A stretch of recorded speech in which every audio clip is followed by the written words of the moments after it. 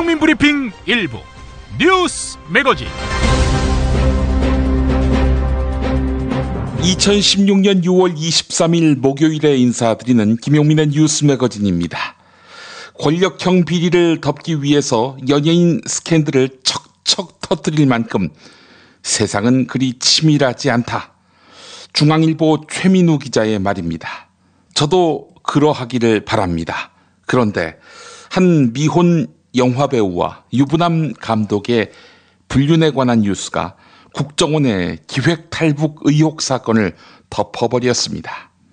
어떻게 큰 이슈가 터지면, 특히 권력에게 불리한 뉴스가 나오면 연예계에서는 응답이나 하듯 더 큰 이슈가 터지는지 그 연관관계가 궁금합니다. 일단 연예인 추문 보도가 양산되는 현상에 대해서 어떻게 생각하느냐라고 김용민 트위터에서 누리꾼에게 물어봤습니다.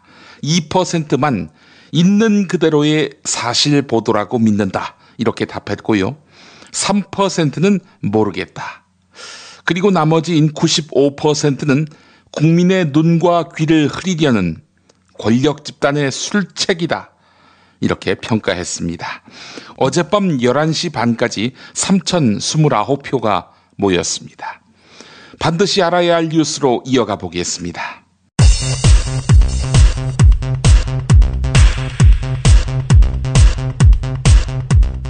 꼬리도 밟으면 꿈틀거리나요? 김수민 국민의당 의원이 대표였던 브랜드 호텔의 핵심 관계자가 MBN에다가 입을 열었습니다. 이번 의혹은 김수민 리베이트가 아닌 국민의당 리베이트로 봐야 한다 라고 말입니다. 총선 직후에는 홍보를 잘해서 당을 살렸다고 고마워하더니 이제 와서 당이 꼬리 자르기를 시도하고 있다면서 정치판이 해도 너무한다, 이렇게 분통을 터뜨렸다고 합니다.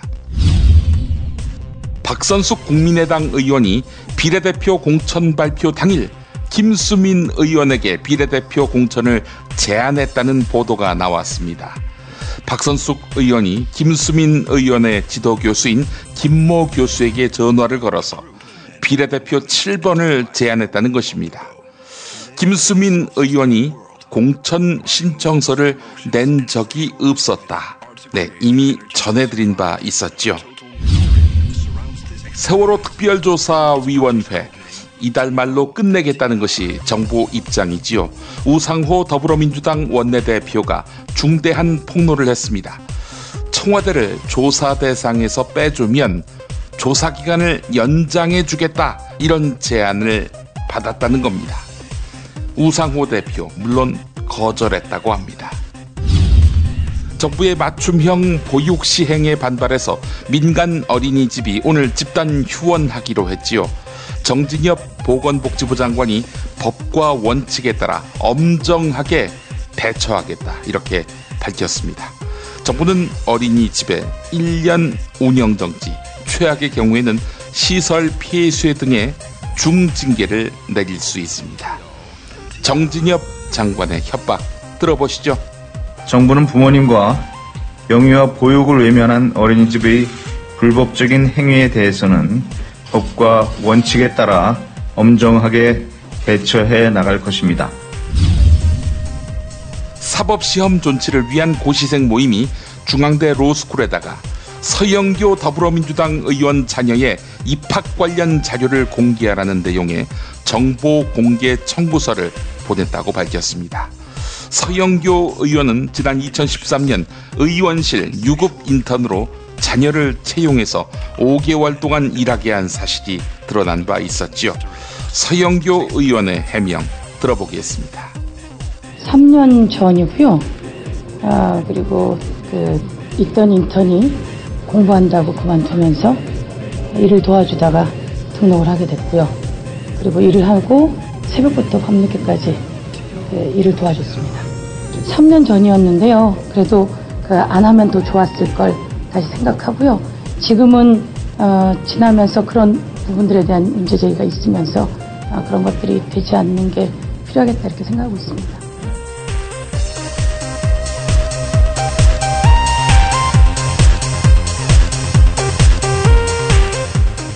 김용민의 뉴스 매거진 함께하고 계십니다. 세월호의 진실을 밝히기 위해서 애써온 고 김관홍 잠수사.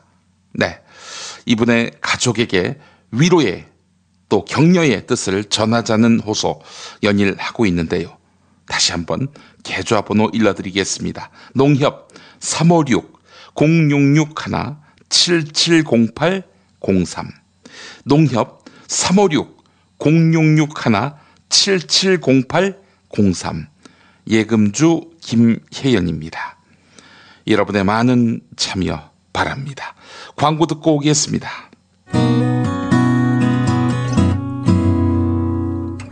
안녕하세요. 조광래 중고차 대표 조광래가 들려주는 오늘의 한마디. 큰 부자에게 아들은 없다.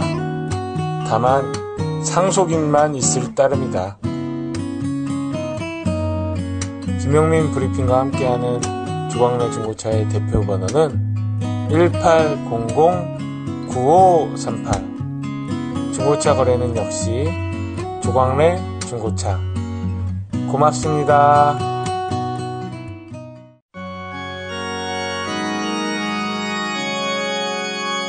거품없는 만남, 아름다운 결혼 1600-1475 클럽센트가 맺어드립니다. 고액의 선불 가입 비용을 상상하셨나요? 1600-1475 클럽센트는 만남이 성사된 경우에만 비용을 결제하는 후불제 결혼정보회사입니다. 10년 이상 20년 경력의 베테랑 커플 매니저가 당신의 반쪽을 어떻게 찾아드리는지 믿고 맡겨보세요. 가장 행복한 만남, 그런데 비용은 절반으로. 김용민 브리핑 듣고 가입하시면 할인도 해드립니다. 포털사이트 네이버 다음에서 클럽센트를 검색하세요. 충남 금산의 넓은 인삼밭, 정성농장을 일군 농부아버지 이정열 씨. 자연은 노력한 만큼 내어준다. 그 자연의 마음을 알기에 정성농장을 더불어 일구는 아들 이성규 씨도 아버지에게 배운 것처럼 정직하고 또 성실하게. 정성농장 홍삼은 인삼 재배부터 가공 판매까지 모두 책임지고 있습니다. 그래서 대한민국 1등 품질을 자부합니다. 검색창에 정성농장 홍삼을 검색해주세요. 정성농장 홍삼. 전화문의는 010-9754-6972. 조선의 딸로서 잘하는 죄밖에 없는데. 남북 통일 만세! 새날이 올 때가 불리한 진술을 거부할 수 있습니다. 김무성 나와! 이나 민주주의를 알아, 이 새끼야!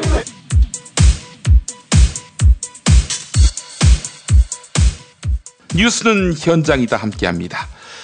중국에 있는 북한 식당에서 일했습니다. 여기서 일하던 13명의 종업원들 한국에 옵니다.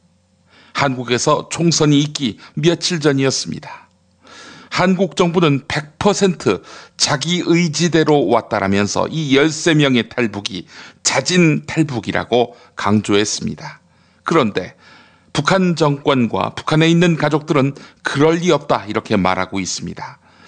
그래서 이 사람들이 자유의지로 남한에 왔는지 알아보기 위한 재판이 열렸습니다. 그런데 이들을 보호하고 있다고 말하는 국정원은 이들이 법원에 나올 마음이 없다면서 안 나오겠다고 해서 못 데리고 나왔다 이렇게 밝혔습니다.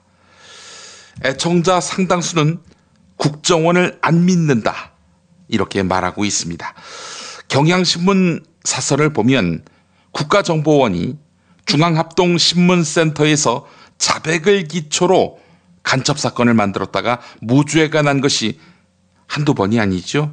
서울시 공무원 간첩 조작 사건의 피해자 유가리어 씨 같은 경우 국정원 요원들이 민변 변호사는 믿을 수 없고 돈을 요구하는 사람들이라고 해서 초기에 접견을 거부했다 이렇게 고백한 바 있습니다. 특히 서울시 간첩 조작 사건으로 궁지에 몰린 국정원은 2014년 10월 중앙합동신문센터에서 조사를 받던 홍강철 씨를 보위사령부 지령을 받은 간첩으로 발표했다가 1심, 2심에서 모두 무죄 판결이 난 바 있습니다.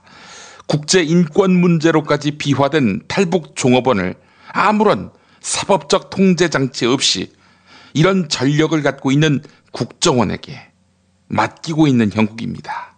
네, 이 13명이 있는 곳이 북한 이탈 주민보호센터라는 곳인데 여기가 바로 유가리어 홍강철 씨를 괴롭혔던 중앙합동 신문센터의 새 이름입니다.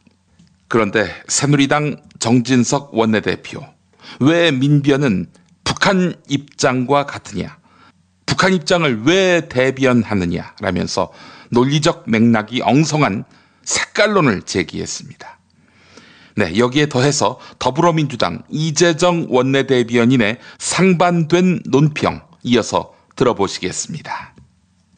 민주사회를 위한 변호사 모임 민변이 지난 4월 중국을 탈출한 북한 식당 종업원 12명을 법원에 출석시켜서 이들이 자유의사로 탈북했는지를 확인하겠다는 겁니다. 어떻게 이런 어처구니 없는 일이 벌어지는지, 이런 일을 하는 민변은 도대체 어느 나라 변호사들입니까? 북한 당국을 변호하겠다는 것입니까? 탈북자들의 법정 진술에 따라서 북한에 남아있는 가족들의 생사가 달라질 수 있는 문제입니다. 이번에 탈북한 분들은 자유의사에 목숨을 걸고 대한민국으로 왔습니다. 이들은 당국의 보호 속에서 적법한 사회 적응 과정을 거치고 있다고 합니다. 탈북자들을 법정에 세우라는 민변의 주장은 북한 당국에 이용당하는 것입니다. 이들의 신원과 진술이 공개되면 북한에 남아있는 가족들이 큰 위험에 빠질 수도 있는 것입니다. 당국은 탈북자와 그 가족들의 안전을 최우선적으로 고려해야 합니다. 이들의 안전에 위해가 되는 그 어떤 행위도 절대 있어서는 안 되는 일입니다. 민변이 왜 탈북자들을 법정으로 끌어내는 한 것인지 저는 그 저희가 의심스럽습니다. 국정원과 법원이 북한 해외 식당 종업원 12명의 비공개 인신구제 청구 심리에서 당사자 불출석 결정을 내린 처사에 유감을 밝힙니다.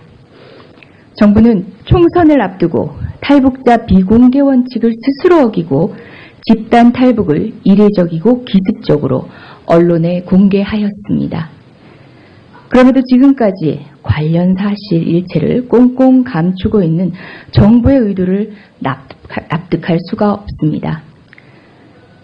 탈북자들의 신변보호라는 궁색한 변명은 오히려 총선용 기획탈북이라는 강한 의혹을 다시금 스스로 확인시켜주고 있을 뿐입니다. 서울시 공무원 간첩 사건과 이번 집단 탈북 사건으로 드러난 합동신문센터 문제의 책임 규명과 제도 개선은 더 이상 미뤄져서는 안 됩니다. 정부 역시 보수표 결집을 위한 총선용 긴급 발표가 아니었다면 시민사회의 진상규명과 제도 개선 요구에 적극 응답하기 바랍니다. 이는 남북관계와 정치적 판단을 떠나 헌법과 국제인권규범이 인정하는 보편적인 인권의 문제임을 간과해서는 안 될 것입니다. 청와대 정연국 대변인은 대통령의 영남권 신공항 공약은 파기가 아니다. 약속을 지켰다. 왜냐? 김해에다가 신공항을 만든다고 발표하지 않았나? 라고 했습니다. 이제 곧 들으시겠습니다마는 박근혜 대통령은 정부는 김해 신공항 건설이 국민들의 축하 속에서 성공적으로 이루어지도록 최선을 다할 것이다. 이렇게 말했습니다. 김해가 불가능해서 신공항을 만들겠다고 약속한 박근혜 대통령 아닙니까? 사실 김해공항은 이미 10여 년 전에 소음, 안전성, 확장성 문제로 확장이 불가능하다고 2번이나 판정났었습니다. 그런데 새로운 관문공항으로 키우겠다? 어불성설인 거지요. 김해공항 주변의 대규모 개발 계획, 짧은 활주로 길이, 산악지형의 안전성 문제 이런 걸 보더라도 김해는 애초부터 논외의 대상이었습니다. 잠깐이지만 박근혜 대통령 연설 들어보시겠습니다. 어제 신공항과 관련한 발표가 있었습니다. 그동안 여러 지역에서 신공항 건설을 갈망해 왔는데 작년 1월에 신공항과 관련된 지자체장들이 한자리에 모여서 외국의 최고 전문기관을 선정해 용역을 의뢰하고 그 결과에 따르기로 약속한 바 있습니다. 의뢰를 받은 외국의 전문기관은 모든 것을 검토한 결과 김해공항을 신공항급으로 확장하는 것이 최선의 방안이라고 결론을 내렸고 정부도 이러한 제안을 수용하기로 하였습니다. 이번 제안은 경제적으로도 많은 예산을 절약할 수 있을 뿐 아니라 김해공항을 확장할 시에 기존에 우려되었던 항공기 이착륙 시 안전 문제나 향후 급증할 것으로 예상되는 항공 수요 문제에 대해서도 기존에 고려되지 않았던 V자형의 신형 활주로와 대형 터미널 건설을 통해서 처리 능력을 대폭 확대하면서 안전 문제도 해결을 하였습니다. 앞으로 정부는 김해 신공항 건설이 국민들의 축하 속에서 성공적으로 이루어지도록 최선을 다할 것입니다. 영남권 신공항 건설이 기존 김해공항 확장으로 결론난 것에 대해서 정의당이나 녹색당은 지지하고 있습니다. 노회찬 정의당 원내대표는 상당히 보기 드물게 정치 논리에 휘둘리지 않은 신선한 결정이라면서 박근혜 대통령을 높이 평가했습니다. 그렇게도 보시는군요. YTN 라디오 신율의 출발 새 아침 일부분 들어보겠습니다. 예, 사실 이 신공항 문제는 전문가들에 의해서 제기된 것도 아니고 정치인들의 대선 공약으로 사실 출발했던 것입니다. 그리고 이명박 정부 때 한번 이제 경제성이 없다고 해서 백지화된 바도 있고요. 예. 사실 이것을 박근혜 대통령 스스로가 2007년 대선에 이어서 2011년에도 대선 공약으로 이거 제시한 바가 있거든요. 예. 그런데 이제 여러 논란이 그 후에 있었고. 예. 다행히 저는 정부가 좀 냉정하게 경제성 중심으로 평가를 내렸다고 생각됩니다. 예, 그래서 어찌 보면 수요가 과다하게 예측됐고 또 허브 공항으로서의 지위도 좀 과대평가된 바가 있는데 예. 오히려 정치적 논리나 어떤 지역 어떤 이기주의에 편성하지 않고 예. 순수하게 경제성 중심으로 따져서 현재 공항을 갖다가 확장하는 것이 김해공항 확장이 더 실리적이다라는 그런 좀 냉정한 판단에 도달한 게 아닌가 하는 점에서 높이 평가하고 싶습니다. 그렇군요. 근데 정부는 냉정하게 판단했는지 모르겠는데, 예? 지금 PK 지역, 부산 지역도 그렇고 TK 지역도 그렇고 지금 불법 운동하겠다. 지금 이런 움직임이 나오고 있는 모양이에요. 그죠? 그러면은 이게 사실 결정은 그렇게 했는지 모르지만 정치가 갈등을 없애야 되는데 이게 갈등은 없어지지 않는 것 같거든요. 어떻게 보십니까? 아마 그 두 지역 중에 어느 한 지역으로 정했다면 훨씬 더 갈등이 클 거라고 저는 생각되고. 예. 그리고 지금 이 문제를 갖다가 우리가 바라봄에 있어서. 예. 어느 지역에 유리한가를 기준으로 바라보면 안 된다고 봅니다. 예. 이거는 특정한 지역을 돕기 위해서 만들어진 사업이 아니고 나라 전체와 연관된 부분이기 때문에. 예. 국민 세금이 들어가는 거 아닙니까? 예. 이거는 사실 뭐 부산 지역 분들과 경남 지역 그리고 대구 시민들의 돈만 들어가는 사업이 아니거든요. 국가 전체의 세금이 들어가는 막대한 돈이 들어가는 사업인데.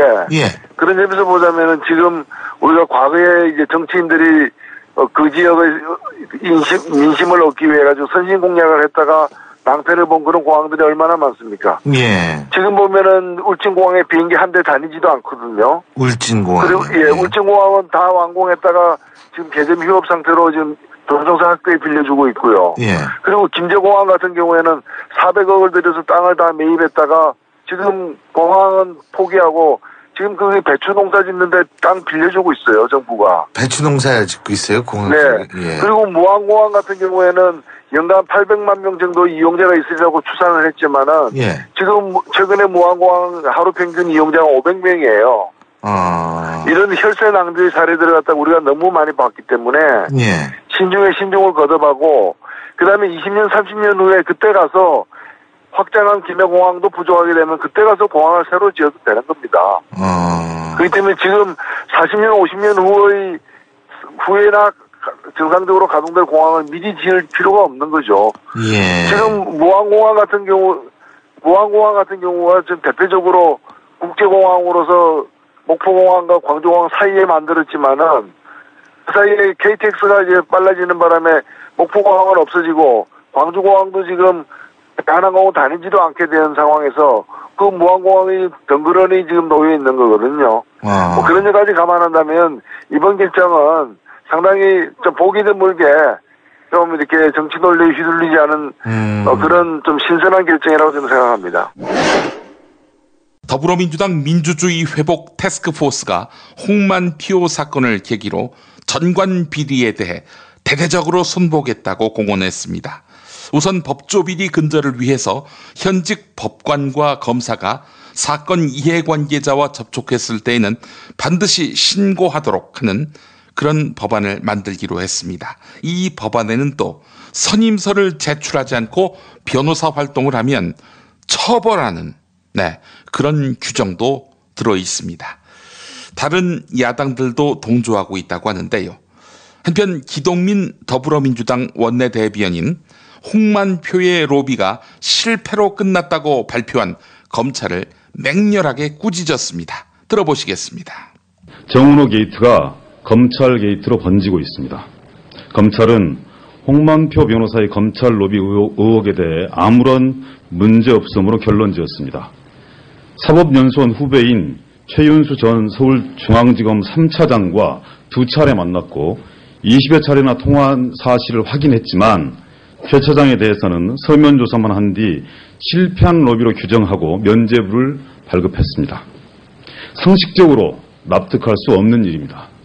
더구나 최 차장은 홍 변호사가 대검 중수부 수사기획관으로 박연차 게이트를 지휘할 당시 박연차 태광실업 회장으로부터 5천만 원을 받았지만 곧바로 돌려줬다며 무혐의 처분을 했던 인연이 있습니다. 누가 봐도 의심할 만한 정황이 있었지만 서면 조사만으로 서둘러 무혐의 처분한 것은 있을 수 없는 일입니다. 검찰의 제 식구 감싸기로밖에 보이지 않습니다. 더구나 검찰은 정은호 대표 수사 과정에서 플리바게닝 의혹까지 받고 있는 실정입니다.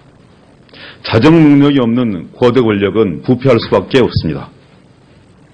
정은호 게이트 사건을 처리하는 검찰의 모습을 보면서 검찰 개혁 문제를 더 이상 늦출 수 없다는 국민적 공감대가 형성되고 있습니다. 경찰과 검찰의 수사권과 기소권의 분리, 고위공직자 비리수사처의 설치 등 시급한 사법개혁안을 추진해야 합니다. 검찰이 신뢰를 회복하고 국민의 검찰로 다시 태어날 수 있도록 국회 차원의 대안 모색이 필요한 시기가 왔습니다. 검찰에 다시 한번 촉구합니다. 2천여 명에 달하는 현역 검사들의 자존심과 검찰직에 헌신하겠다는 일념으로 오늘도 밤낮 없이 공부하고 있는 젊은 법학도들의 꿈을 지켜야 합니다. 검찰 수뇌부의 결단을 재차 촉구합니다. 야, 이 부장! 네가 부장이면 땅이야? 뭐? 저 인간 저건 쟤 오늘도 술술 풀리고 안 먹고 회수 갔냐? 내일도 신체 상태로 출근하겠구만. 아유. 고려 생활건강 술술 풀리고 음주전 한포가 당신을 지켜드립니다. 특허받은 천연 유래 성분 숙취 해소제 술술 풀리고를 은하계 최저가로 딴지마켓에서 만나보세요. 야, 이 부장! 네가 부장이면 땅이야? 뭐? 저 인간 저건 쟤 오늘도 술술 풀리고 안 먹고 회수 갔냐? 내일도 신체 상태로 출근하겠구만. 아유. 고려 생활건강 술술 풀리고 음주전 한포가 당신을 지켜드립니다. 특허받은 천연 유래 성분 숙취 해소제 술술 풀리고를 은하계 최저가로 딴지마켓에서 만나보세요. 서울, 경기, 인천 지역의 신축 빌라 정보 빌라타임즈 하나면 됩니다. 현장 나와주세요. 네, 여기는 새로 오픈한 현장입니다. 여기만이 아니라 분양 마감 현장이라면 빌라타임즈의 레이더를 피할 수 없습니다. 빌라타임즈 정보는 알찹니까? 당연합니다. 현장에서 직접 촬영한 퀄리티 높은 사진 여러 장이다. 지도 서비스, 무료 투어 서비스, 무료 상담 서비스까지. 빌라타임즈 짱이죠? 그러다 허위 매물 걸리면요? 포상금 100만 원 약속합니다. 수도권 빌라에 관한 정직한 정보를 모았습니다. 빌라타임즈. 인터넷에서 만나세요. 아이고, 아우 덥다 더워. 이제 우리 몸 생각해서 이 보양식이라도 먹어야 되는 거 아니야? 이 장어가 남자한테 좋다는데. 장어도 몸에 좋은 장어 있고 몸에 해로운 장어가 있어. 난 너가 장어를 반길 줄 알았지. 안 반가워. 자, 일단 이거 한 잔 해. 그래. 자, 우와! 이거 저 새싹당 공차 아니야? 어떠냐? 와, 이거 저 시원하게 먹으니까 더 좋다.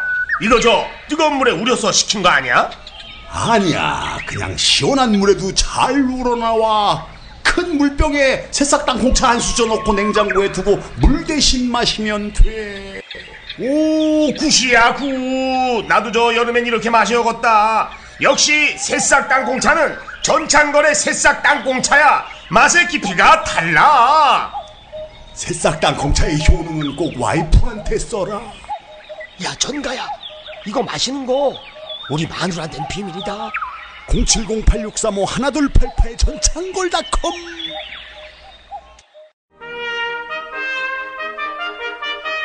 피 튀기며 박학다식을 뽐내는 퀴즈, 피박 퀴즈. 네, 오늘도 무와 환 나오셨습니다. 안녕하십니까. 거짓말 못하는 사람이 박근혜 대통령인데 박 대통령이 참모들이 써준 공약을 그대로 읽었습니다. 내가 대통령 당선되면 부산에 공항 하나 놓아드리겠습니다. 그래서 부산 시민들 표가 많이 나왔어요. 부산 시민 여러분, 내가 당선되면 이런 거 해주겠다. 여기에 속아가지고 부산 시민들이 표 찍어주고 그렇게 해서 대통령에 당선된 겁니다. 정치인들에게 정직하게 또 실천 가능하게 공약을 하라고 요구하는 것은 불가능한 일이지요. 우선 당선되고 봐야 하는데. 닥치라고. 지금 한 말, 재작년 2월에 당신이 떨었던 설레발이지. 국민 여러분, 내가 당선되면 이런 해주겠습니다. 여기에 속아가지고 코 찍어가지고 대통령들 국회에 당선되죠. 정치인들에게 국가 재정 건전성을 감안해서 공약을 해라 하는 요구를 하는 것은 불가능한 이야기입니다. 우선 당선되고 봐야 되니까 그게 되겠습니다. 야, 이 새끼야, 거짓말은 박근혜 대통령이 했지만 박 대통령이 거짓말을 했다, 이렇게 노골적으로 이야기하지 않고 참모들한테 속으신 거다, 이렇게 말한 거잖니. 얼마나 니네 누나를 감싸고 돌려고 애쓰는 거니. 나의 이런 진정성을 니네 누나는 알까? 참모들한테 속는 어리석은 대통령을 강조하려고 했던 것은 아닐까? 예, 하여간 안녕하십니까. 이제 친박으로 부르지 마십시오. 이제 저희는 과거에 전혀 없었던 주류로 태어난 새로운 정치 세력 신박입니다. 친박 잊어주세요. 신박 환 인사드립니다. 김해공항 확장이 아니라 김해신공항이다. 그래서 약속 지킨 거다. 야, 대구매일신문 있지? 백지화에 항의해서 어제 백지로 신문 낸 그 신문. 오늘 사설 보니까 말이야, 말장난하지 말래. 에이 새끼야, 그걸 누가 믿어주냐? 김해신공항. 니네 친박들 단체로 목욕탕 가서 때를 박박 밀고 그렇게 씻고 나서 얼굴에 점 하나 찍으면 신박이냐, 이 새끼들아? 닥치라고. 무는 정치를 포기했나? 우리 신박들 도움 없이 내년 대선에 희망을 걸 수 있을 거라고 봐. 여차하면 나를 대선 후보로 밀어줄 것처럼 말하는데, 야, 정말 그런 뜻이 조금이라도 있냐? 박근혜 대통령이 동생 박근령이 사랑하는 만큼이라도 돼? 당장 희망을 줄 수는 없지. 우리에겐 카드가 있으니까. 반기문? 야, 반기문 말고 누구? 뭐든지 스페어는 있어야 해. 만약에 반기문이가 안 나온다고 하면은 어떡할 거야? 그때는 나를 밀어줄 거야. 그러면 하다못해 나라도 나가야지. 역사가 나를 부른다면. 야, 방금 내가 역사하고 카톡했는데 역사가 너 안 불렀대. 그냥 닥치래. 이 새끼. 야, 국민들이 지난 4년을 겪으면서 얼마나 많이 공부했니? 한 나라의 지도자가 되려면 아버지가 누구라서 이런 것 때문에 되는 게 아니라 그 사람 됨됨이가 됐느냐? 얼마나 학식이 있고 또 성찰을 했느냐? 그래서 나온 말이 있지. 한우 충동. 너 한우 충동이란 말 들어봤냐? 아니, 그까짓 한우 먹고 싶다고 충동까지 생기나? 이 무식한 새끼. 야, 한우 충동이 그 뜻이 아니야. 땀 흘린다고 할 때 땀을 뜻하는 한, 소를 뜻하는 우, 채울 충, 마루때 동. 책이 얼마나 많았으면 소가 그걸 짊어지고 가면서 땀을 다 흘리겠냐? 니네 누나 서재에 있는 책을 다 모아다가 수레에 실어봐라. 아마 개가 짊어지고 가도 땀 한 방울 안 날걸? 닥치라고! 당신은 그렇게 잘났어? 사람이 겸손해야지. 옛말에 벼는 익을수록 고기를 먹는다 이런 말이 있잖아. 잠깐요. 뭐를 먹는다고요? 아이고, 내가 실수를 했어. 벼는 익을수록 고기를 육회로 먹는다. 그런 말이 있습니까? 뭔 육회를 먹어요? 아이고, 내가 또 헛말이 나왔구만. 습하고 더워서 내가 정신이 오락가락했네. 벼는 익을수록 수매가 안 돼서 농민이 갈아엎는다. 무슨 얘기를 하고 계세요? 아이고, 내가 오늘 왔다 갔다 하는구만. 벼는 익을수록 한화 이글스 팬들이 꼭지가 돈다. 이 새끼 그만해 이 새끼야. 이 새끼 애잔한 새끼. 아이고, 지금까지 농담이었고, 벼는 익을수록 한화 이글스 팬들로 하여금 마리화나 생각나게 한다. 화나? 마리화나? 마약? 씨발 새끼 죽으려고. 이 새끼를 또 까불고 있어. 아니, 지키지도 못할 약속. 아니, 지역 주민들 설득할 능력도 없으면서 무슨 신공항을 한다고 하니. 아이고, 이님 나오셨어요. 이님은 이 복잡한 문제, 이 사안 어떻게 푸시겠습니까? 만약 대통령이시라면. 어떻게 하기는, 정치라고 하는 것은 위기를 기회로 성화시키는 그런 예술이라고 할 수 있지. 나 같으면은 가덕도에서 밀양까지 한 40km 된다고 하지. 가덕도에서 밀양까지 활주로를 짓는 거야. 그래가지고 밀양 쪽에다가 제1공항청사 만들고 또 가덕도 쪽에다가 제2공항청사를 짓는 거고. 그렇게 되면은 누구도 추워도 시비를 못 걸겠지. 그렇게 해가지고 사상 최대의 활주로를 만들어가지고 경제도 일으키고 또 땅 소유주들 만족도 시키고. 영감님, 무슨 그런 말도 안 되는 소리를 하고 계세요?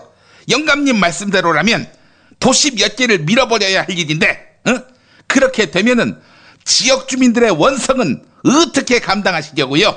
이 새끼야, 책임은 내 팔에 간 문재인이한테 뒤집어 씌우면 되지, 이 새끼야. 이게 다 문재인 때문이었다. 이러면 얼마나 간단해. 이거 갖고 또 문재인이는 또 꼴에 상남자 컴플렉스가 있어가지고 반박 같은 거는 안 한다고 봐요. 영감님, 그러면 재원은 어디서 확보를 해야 할까요? 재원을 어디서 확보하기는 은행 가야지. 은행마다 가서 한 2억씩 달라 이렇게 말하면 되겠죠. 2억은 너무 적지 않나? 내가 동아은행에서 액수를 받았을 적에 삶에 전혀 도움이 되지. 이 씨발 새끼. 이 씨발 똥보 새끼. 너 이 새끼 비 올 때 혼자 우산 써도 양팔이 다 젖지, 이 새끼야. 우산이 똥보 새끼 너 몸을 다 커버하지 못하니까 말이야, 이 새끼야. 아예 파라솔을 사갖고 다녀. 보는 사람 애잔하게 만들지 말고. 그만하시고요. 퀴즈하고 무슨 상관이 있습니까? 야, 똥보야. 너 요즘 팬티 속에서 뱀이 안 나오냐? 너무 습하니까. 그만하세요, 이젠. 이 새끼 할 말 없으니까. 자, 그 문제를 드리도록 할게요. 그 롯데그룹을 향한 그 전방위적인 검찰 수사가 진행되고 있는데 그 신격호 총괄회장의 건강 이상설이 확산되고 있다고 봐요. 뭐 사실 그 이쯤 되면은 이런 기사가 나올 타이밍이 됐다. 뭐 이런 생각이 들기도 하는데, 그 문제를 드리도록 할게요. 그 신격호 회장 동생 신춘호 씨라고 그 형 신격호 씨하고 존나게 그 사이가 안 좋다고 봐요. 그 뭐 추워도 친하지 않는다고 봐야 하겠지. 그 신격호 씨가 그 동생 신춘호 씨 칠순잔치도 안 와가지고 그 뒷말이 많았다고 하는데, 자, 그 문제를 드리도록 할게요. 그 신춘호 씨가 만든 그 기업이 있는데 이 기업의 이름은 무엇일까? 이것이 그 오늘의 문제라고 봐요. 예, 정답. 네, 빨랐습니다. 자, 정답은요? 이 경제부총리였으니까 이런 문제는 너무 쉽다고. 이런 그 쉬운 문제를 받다 보면 막 모멸감이 생겨나요. 한 번이라도 맞추고 그런 말씀을 하시면은 굉장히 의미가 있는 말씀이 될 텐데. 자, 하여간 정답은요? 예, 정답은 농협. 아, 농협을 신춘호 씨가 만들 리 없겠죠. 이 무식한 새끼야. 야, 개인이 농협을 어떻게 만드니 이 새끼야. 뭐 사회자 바로 정답 가자. 정답은 브랜드 호텔. 브랜드 호텔이라니요? 뭐 형이 롯데 호텔로 대박 났는데 동생이 따로 나가서 차린 게 브랜드 호텔 아니냐? 형 동생이 같은 사업을 벌이면 뭐 당연히 싸우게 돼 있지. 아니었습니다. 네, 오늘도 문제는 여러분이 맞히셔야 할 것 같습니다. 많은 응모 부탁드립니다. 오늘까지만 김어준 평전 선물로 겁니다. 성함, 이메일, 사연 팟빵 게시판에 남겨주십시오. 김어준 딴지일보 총수를 주제 또 소재로 한 평전, 은하계 최초 잡놈 평전 김어준 평전 절찬리에 팔리고 있습니다. 이 책 제 사인을 포함해서 선물로 보내드릴 텐데요. 딴지일보에서 노골적인 폄훼와 비난을 섞은 서평을 실어서 치솟는 분노와 경천동지할 탄압의 불벼락을 자초하는 상황이 발생했습니다. 예, 여러분 어떤 서평이 실렸는지 딴지일보 가셔서 읽어보시고 많은 구입, 많은 구매 바라겠습니다. 인터하우스에서 제공해 주셨습니다. 은하계 최초 잡놈 평전 김어준 평전. 네, 이 선물 받으실 분, 네, 지난 시간 정답자 발표하겠습니다. 오늘은 세 분입니다. 먼저 다오는 다오님. 저는 매일 아침 김용민 브리핑으로 뉴스를 대신하는 것이 일상이 된 초등학교 3남매 엄마이자 직장인입니다. 김용민 브리핑은 그날그날의 주요 뉴스를 해설과 함께 알기 쉽게 전해주시다 보니까 시작부터 끝까지 뭐 하나 빠뜨리고 들을 수가 없는, 예, 최고의 마성의 팟캐스트인 것 같습니다. 아, 이런 칭찬에 제가 약하다는 사실을 제대로 간파하셨군요. 네. 요 며칠 떠들썩하게 터지는 뉴스들로 이완배 기자가 몇 회에 걸쳐서 말씀해 주었던 가스, 전기 민영화에 대한 기사와 국정원 북한식당 종업원 납치 구금 관련 기사들이 밀려나고 있어서 안타깝습니다. 손바닥으로 하늘을 가릴 수 없듯이 언젠가는 만천하에 드러날 일이겠지만 그때까지 우리 모두가 잊지 말고 지켜봐야 하겠습니다. 네, 이런 글을 남겨주신 다오는 다오님. 예, 근데 이메일 주소가 없습니다. 이메일 주소 남겨주시기 바라겠습니다.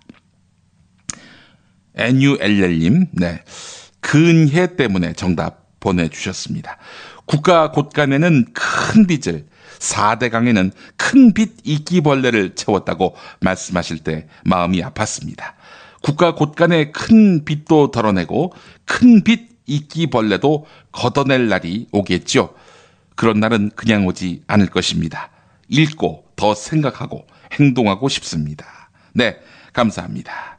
한 분 더, 앞으로님, 좋은 방송 감사합니다. 저는 대구에서 시내버스를 운전하는 45살 두 아이를 둔 아빠입니다. 팟캐스트는 많은 동료들이 듣기에 따라서 듣다가 중독도 했습니다. 특히 김엄마가 만들고 출연한 대부분의 방송 청취했고요. 그러다 보니까 제 빠가 되셨다고. 대구도 많이 변하고 있으니 너무 걱정하지 마십시오.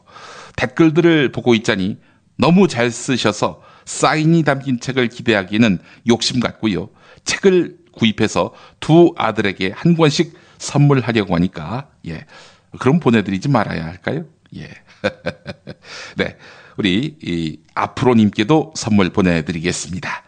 네, 피바 퀴즈 마칩니다.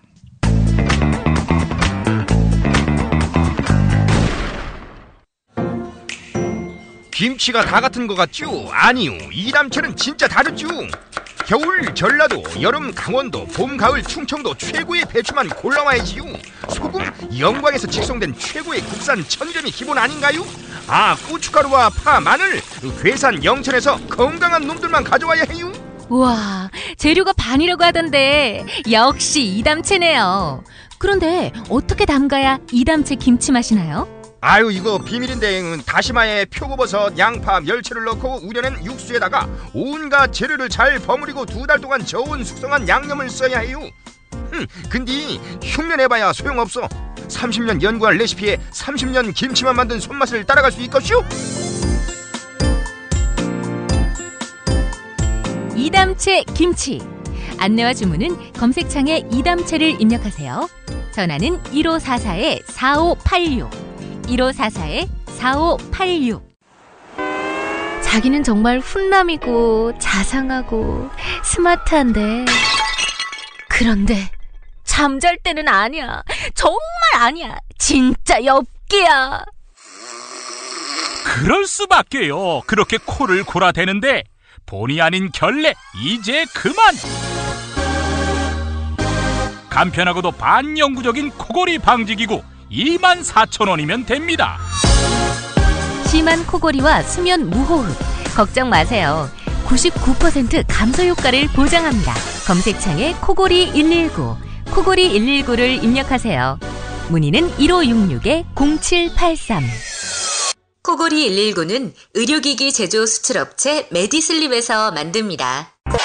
공화국 참치논평. 구이동 대양 참치를 맛보지 못한 국민 여러분은 진정한 참치 맛을 보기 위한 강도 높은 중대 조치를 취했을 계획을 표명하시고 곧장 구이동으로 달려오시기 바란다. 참치에 대한 체질적인 거부감과 적개심을 노골적으로 드러내는 분도 구이동 대양 참치에 오시면 추호도 용납할 수 없는 포악무도한 폭식 행위를 자행할 것이다.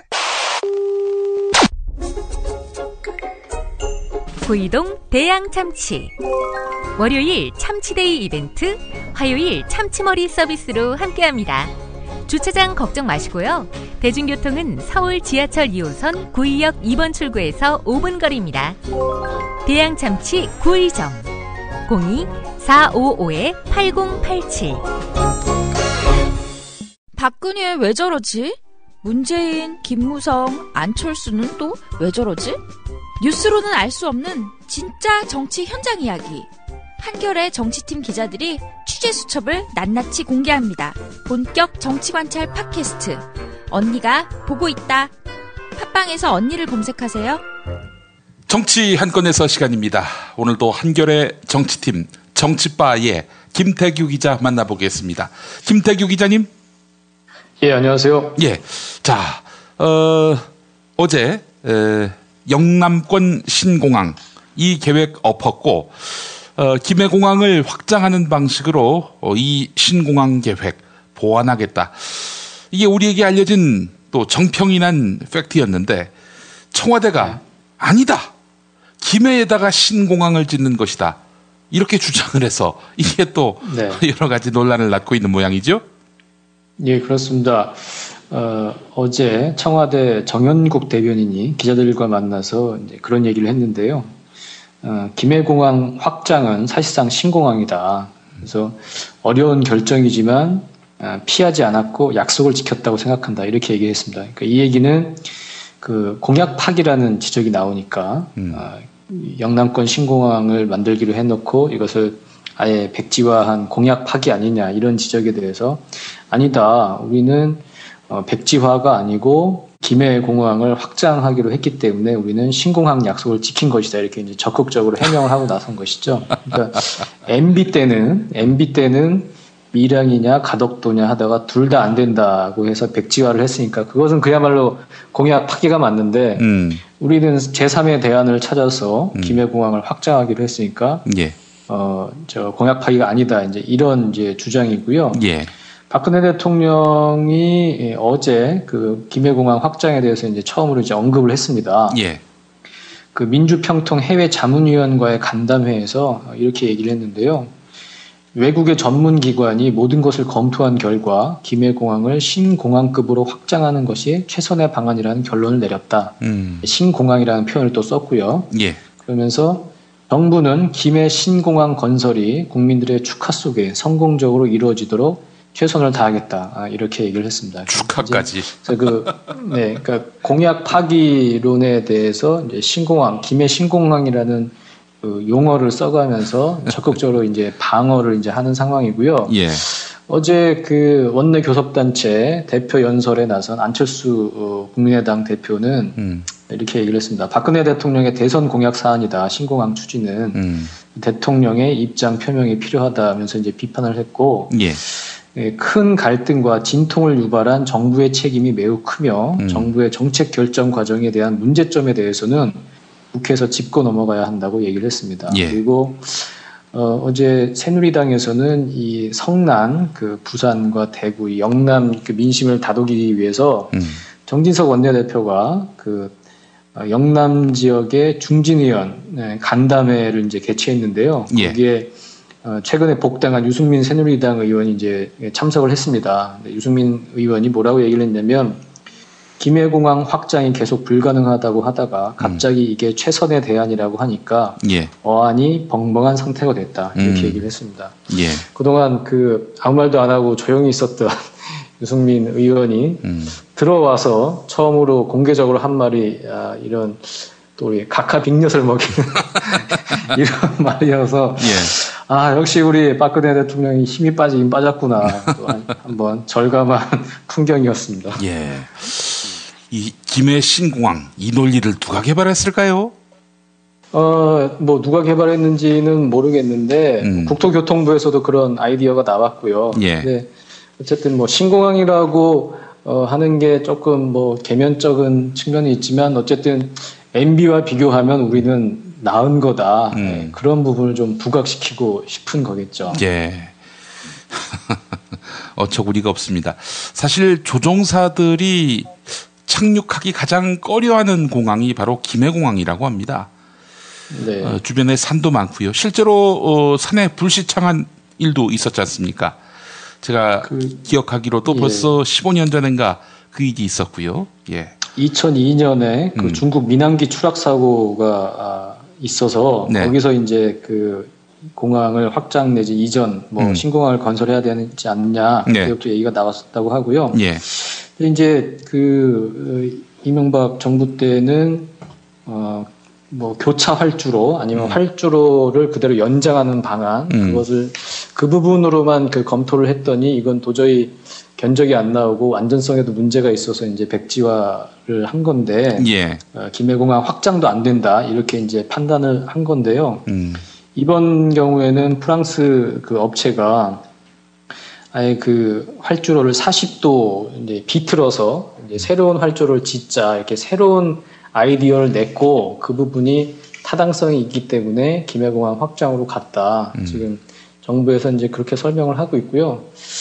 뭐 안전성이나 뭐 이런 부분도 있겠지만 어쨌든 다 종합적으로 고려를 하면 환경 문제라든지 비용 문제라든지 그리고 지금 지방 공항이 어떤 수요가 충분치 않은 문제도 있고 그런 걸 생각을 해보면 어쨌든 저는 그 이번 김해공항 확장이 전 제3의 대안으로서 박근혜 정부가 모처럼 좀 제대로 된 결정을 내렸다고 이제 보고 그 이전에 그 부분을 제대로 설명을 못하고 지역 분열 내지는 그 갈등을 좀 증폭시키고 부추겼다는 점에서 그 점에서는 좀 이제 비판받을 만하다고 생각을 하고요. 이 공항 문제는 예전에 그 이원재 희망제작소 소장이 계세요. 그 예, 그 2012년 대선 때 안철수 캠프에서 공약 팀장으로 이제 참여도 하고 그랬는데, 예. 이제 지역을 돌다 보면 그 지역의 그 유지나 뭐 언론사에서 그 연락이 온다고 합니다. 예. 이번에 이제 안철수 뭐 후보가 여기 지역에 내려오는데 그 전에 의제를 한번 정리를 해보자 그러면서 공항 얘기를 많이 한다고 해요. 그래서 이게 저 지역에 오기 전에 이런 공약으로 좀 선물을 좀 줘야 예. 표가 좀 움직이지 않겠냐. 이제 조언 내지는 이제 그런 식으로 이제 압력을 이제 넣는 건데. 근데 뭐 지금 지방 공항의 이제 수요라든지 그런 부분을 생각을 해보면 예. 도저히 이건 이제 답이 아니라는 생각을 했고 그래서 이원재 소장도 이건 아니라고 생각을 해서 안철수 당시 그 후보도 지역에 이제 갔긴 했지만 예. 그 현장에서 뭐 간담회나 이런 자리에서 이제 계속 그런 얘기를 하는데도 계속 얘기를 이제 듣고만 있었다고 그러더라고요. 그래서 예. 결국 여기서 이제 우리가 이제 고민해야 할 문제는 정치적 올바름과 그리고 표를 의식하는 어떤 공약. 예. 그러니까 나중에 파기될 것을 뻔히 알면서도 표를 얻기 위해서는 그런 빌공짜 공약을 개발적인 그 어떤 토건족에 가까운 뭐 그런 공약을 남발하는 게 옳은 것이냐. 예. 그 부분을 좀 고민을 해야 될 것 같아요. 예. 이원재 소장은 얘기가 이게 공항이 들어서면 지역에서 수혜를 입는 사람은 극히 이제 일부다. 예. 토지가 수용되거나 하는 그런 일부만 이제 지역의 수혜를 입는데 그게 마치 그 지역 전체를 이제 발전시키는 것처럼 포장이 되고 있고 그렇기 때문에 지역 전체가 다 감정적으로 이제 몰려가는데 예. 그 부분에 대해서는 좀 문제 제기가 필요하고 그러니까 이번 사건을 계기로 다시 한번 표를 얻기 위한 올바르지 못한 공약 그 부분이 다시는 앞으로는 반복되지 않도록 하는 좀 교훈이 됐으면 하는 계기가 됐으면 하는 좀 바람입니다. 예, 저는 사실 김해공항 지금 수용 한도가 뭐 초과된 상태이기 때문에 수년 내로 네. 신공항 이거 구상해야 하고 건설돼야 한다. 이런 입장을 그 정부도 그렇게 표했던 거 아니겠습니까? 전 거기에 동의하는 네. 바이고요. 왜냐하면은 네. 김해공항에 수차례 제가 착륙하는 그런 비행기를 타봤는데 굉장히 위험합니다. 네. 예, 그건 뭐 네. 자타가다 공인하는 바고 곧 어떤 가구 집 위로 그 비행기가 막 지나가는데 이거 네. 오래 못 쓰겠구나 이런 생각이 들고요. 그렇다면은 산 깎는 것보다는 바다에 인접한 가덕도가 네. 대안이 아니겠나. 전 이런 생각을 했어요. 그래서 뭐 네. 사실은 뭐 환경 또 생태 이걸 고려한다면은 공항을 안 짓는 게 낫지만은 그래도 짓는다면은 가덕도가 대안이 아니겠나라는 생각을 했었는데 여하간 뭐 정부가 이렇게 결론 내린 거 정의당, 녹색당 그리고 지각 있는 경제 전문가들은 또 박수를 보내고 있긴 하지만은 전 좀 네. 어안이 벙벙합니다. 네. 정부가 두 차례나 김해공항 이대로는 안 된다라고 해놓고는 이제 와서는 김해공항이 대안이다. 이게 참 저는 여러 가지로 혼란스러운 그런 상태인데 뭐 알겠습니다. 이원재 소장은 또 그런 입장이셨군요. 예. 자, 다음 이야기 나눠보도록 하겠습니다. 지금 더불어민주당 8월 말에 전당대회가 있는데 지금 누가 나오는지 이 당대표감으로 누가 유력한지 이게 사실은 좀 감이 안 잡힙니다. 좀 정리해 주시죠. 네. 지금 일단은 추미애 의원하고요. 예. 그리고 송영길 의원, 자천 타천을 그리고 김진표 의원, 박영선, 이종걸 의원 이렇게 거론이 되고 있는데 예. 일단은 그 당권 도전 선언을 명확하게 한 사람은 추미애 의원과 송영길 의원이고요. 송영길 의원은 인천에서 그 출마할 때부터 내가 이번에 당선되면 나는 당권에 도전하겠다. 예. 공언한 바 있죠. 예. 그래서 지금 구도로는 일단은 추미애 의원과 송영길 의원의 양자구도인 상태이고 이제 이 과정에서 가장 이제 주목을 받는 사람은 이제 김부겸 의원입니다. 아하. 예, 그 대구의 어떤 이제 대표 주자로서 김부겸 의원이 당권에 도전하느냐 그것에 따라서 이제 당권 구도 자체가 지금 출렁일 수 있는 상황인데요. 예. 지금 김부겸 의원이 그러면 당대표 선거에 출마를 하느냐 그 부분에 대해서 여러 가지 이제 말들이 있는데 아직까지는 좀 정리가 안 된 것 같아요. 그 내부에서도 참모 그룹에서도 상당히 많이 갈린다고 합니다. 당권과 대권으로 이제 당권을 가지면 안 된다고 하는 입장에선 그 논리는 뭐냐면 일단 대구에서는 이제 지역구에서는 그런 인식이 좀 있는데 저 더불어민주당이 호남당인데 호남당 대표한다고 우리 지역구에 소홀하는 거 아니냐 그러면 대구를 내팽개치는 거 아니냐 이런 그 정서가 있다고 하고요. 그렇기 때문에 당권을 가는 건 좀 무리가 아니냐 이제 이런 의견이 있다고 하고 그 반대로는 그래도 지금 대안은 더불어민주당의 새로운 리더십으로 내세울 수 있는 사람은 김부겸밖에 없다. 그렇기 때문에 당권을 가야 한다. 그렇게 주장을 하고 있는 또 쪽이 이렇게 이제 팽팽하게 참모그룹도 이제 맞서고 있다고 하고요. 그러니까 그리고 여기는 또 당권과 대권이 이제 분리가 되는 게 아니다. 당권을 먹어도 대표가 돼도 대권으로 갈 수 있기 때문에 새누리당 당원과는 달리요. 그렇기 때문에 대권을 가기 위해서는 당권이 징검다리로 이제 활용될 수 있다. 뭐 이런 이제 주장까지 있다고 하고. 그 며칠 전까지만 해도 김부겸 의원이 당대표 선거에 나올 것이다라는 게 약간 이제 우세해 보였는데 지금 그 공항 문제가 이렇게 되고 김부겸 의원은 이제 계속 시민사회와 뜻을 모아서 그러니까 지역 시민사회죠. 그래서 이 공항 문제를 내가 계속 투쟁해 나가겠다. 이제 그런 측면에서 약간 조금 더 지역구 내지는 지역 문제에 조금 더 관심을 기울여야 하는 상황이 또 된 상황이어서 과연 김부겸 의원이 어떤 결정을 내릴지 곧 그 결정을 내리고 발표를 한다고 하는데요. 아직까지는 이제 미지수인 상황이고요. 그러면 뭐 추미애, 송영길, 양자구도에서는 누가 유력하냐 그렇게 봤을 때 이른바 이제 주류 쪽에 있는 의원들이 추미애 의원을 좀 많이 돕고 있다고 하더라고요. 그 이른바 친문.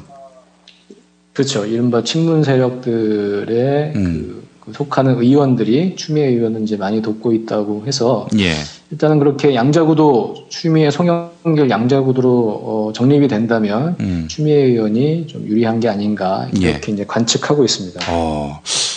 어떻게 뭐 친문 쪽에서는 후보를 낼 생각이 전혀 없나요? 친문 쪽에서는 지금 마땅하게 이름이 나오는 사람이 없죠. 그리고 또 워낙 또 그동안 너무 많이 시달렸잖아요. 이른바 친노 패권주의, 뭐 이게 문재인 당이니 아니니 뭐 하도 시달렸기 때문에 이번에는 전면에 나서지 않고 가는 게 만약 이제 문재인 전 대표의 대권 행보를 위해서도 이번에는 당권에서는 전면에 나서지 않는 게 더 유리하다고 판단을 하는 것 같습니다.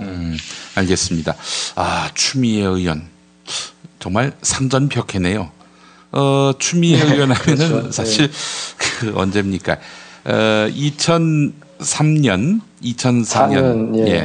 그때 탄핵 이제 전국, 탄핵 전국 때 노무현 대통령 탄핵해야 한다 이런 입장에 서서 당시 뭐 사실 표적이 되다시피 했는데 이제는 친문 쪽에서 지지를 얻고 있다. 참. 그때 저 삼보일배 하면서 참여하고 그러지 않았습니까? 글쎄 말입니다. 광주 시내에서 말이죠. 그때 기억이 나고요. 자, 다음 이야기 해보겠습니다. 신경민 더불어민주당 의원 그 퇴근 뒤 SNS를 통해서 그러니까 카톡을 통해서 업무 지시를 할 수 없도록 하는 그런 업무 지시 금지법을 발의하기로 했다고요? 그렇습니다. 일명 그 퇴근 후 업무 카톡 금지법이라고 이름을 붙였는데요. 그 근로시간 외의 시간에 전화나 문자 메시지, SNS 등을 이용해서 업무 지시를 내리지 못하게 하는 근로기준법 개정안을 대표 발의를 했습니다. 최근에 이제 뭐 워낙 SNS나 메신저나 뭐 이런 것이 이제 발달을 했고 저희가 상시적으로 24시간 이른바 연결 상태로 돼 있는 거 아니겠습니까?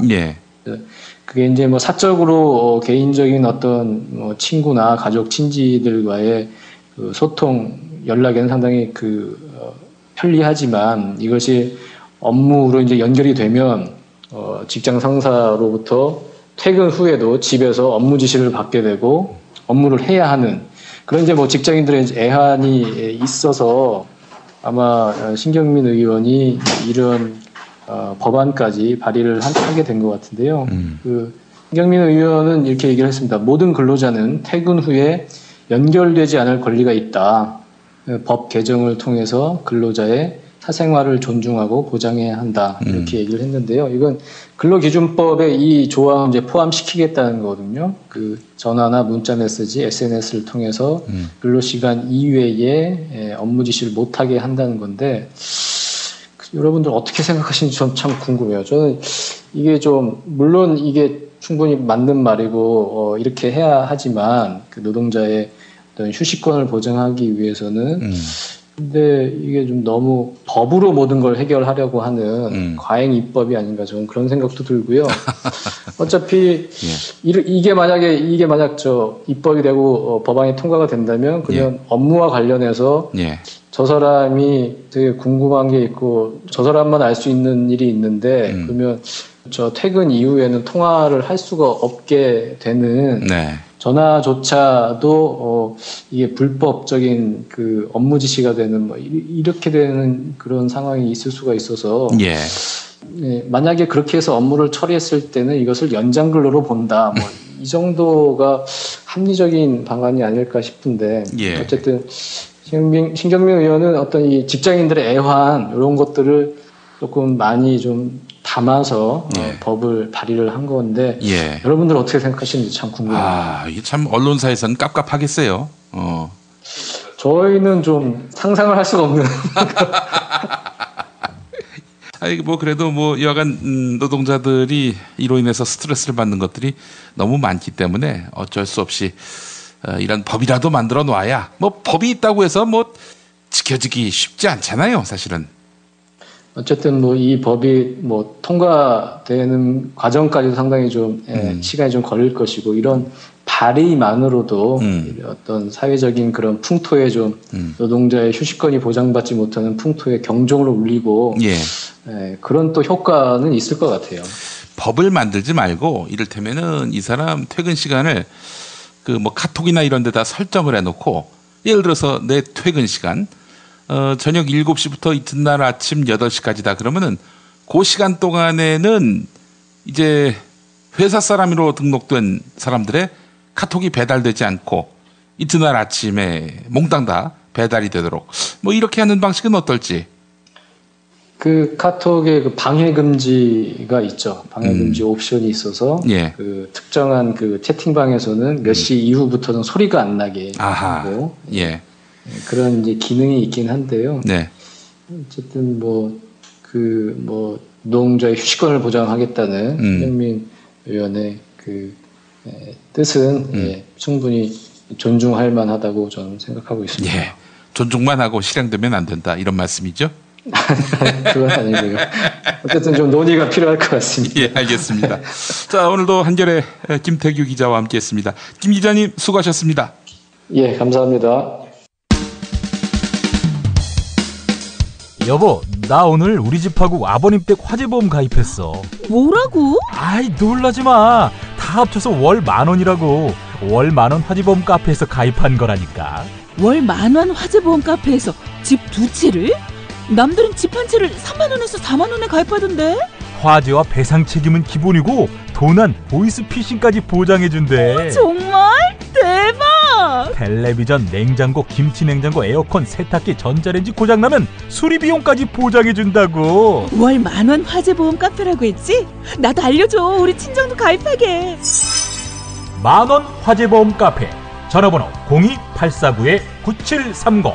한 집이 가입해도 또 두 집이 가입해도 월 10,000원인 화재보험 카페 02849-9730으로 전화하시면 10년차 베테랑 손해보험 전문 설계사가 연중 무휴 상담해드립니다.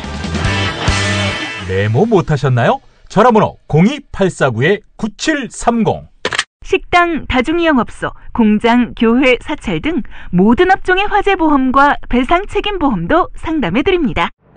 지금처럼 사는 게 싫습니까? 전복을 원하십니까? 그렇다면 와우 전복을 드십시오.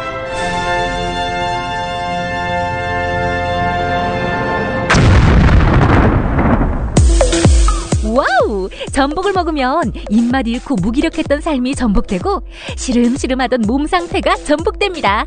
답답하십니까? 전복하세요. 100% 완도에서 잡은 전복 중에 전복. 와우 전복. 한 번 맛보면 또 찾게 되는 와우 전복. 네이버에서 와우 전복, 와우 전복을 입력하세요. 전화번호는 010-2443-0818. 6살 하늘이 밥을 잘 안 먹어요. 엄마, 나 이거 맛이 없어요. 그만 먹을래요. 엄마의 걱정은 점점 더해가는데요. 그런데 이때 택배입니다. 연지연 곰탕이 배달됐어요. 직접 도끼로 팬 장작불 위에 한우 사골과 도가니를 가마솥에 한가득 넣고 24시간 끓인 진구. 연지연 곰탕이 하늘이 입에 들어가는 순간 맛있다. 엄마 한 그릇 더 주세요. 하늘이의 밥도둑 연지연 곰탕. 조미료 같은 첨가물이 전혀 들어가지 않아 엄마의 기쁨은 더하답니다. 연지연 곰탕은 강화군에서 김포시 방향으로 강화대교 건너자마자 있습니다. 한우 사골로 정성껏 구워 만든 연지연 곰탕. 한 그릇에 8,000원입니다. 7팩 이상 무료 배송합니다. 주문 전화는 010-7252-1114 010-7252-1114.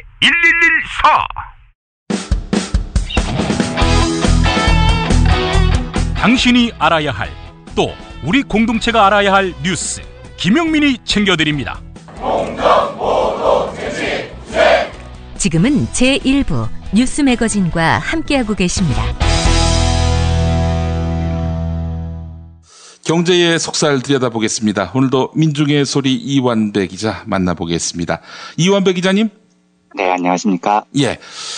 자, 어제 정치 한 건에서 시간에서 짚어봤던 내용인데 테러 방지법 제정하면서 인권 보호관을 두겠다.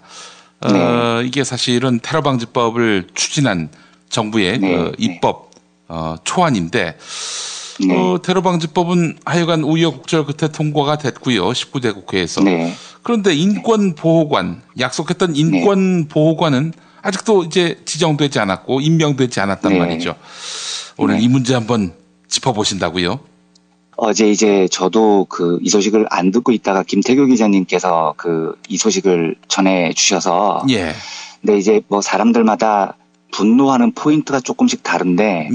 저는 그 소식을 듣고 진짜 화가 났습니다. 그리고 특히 19일인가요? 이슬람 국가가 뭐 한국인 테러를 선동했다면서 경기도 사시는 시민 한 분 실명하고 뭐 거주지를 보도자료로 공개했다고 이렇게 말씀을 하시는데, 진짜 그 얘기를 듣고 뚜껑이 확 열리더라고요. 사실은 화가 난 건 화가 난 거고요. 그런데 제가 테러 방지법에 대해서 제가 뭐 정치부 기자도 아니면서 이 일에 이제 유난히 많이 과거에도 길길이 뛰었었는데 길길이 뛰었던 이유가 뭐냐면, 테러를 빙자해서 긴장을 고조하고 국민을 감시한다.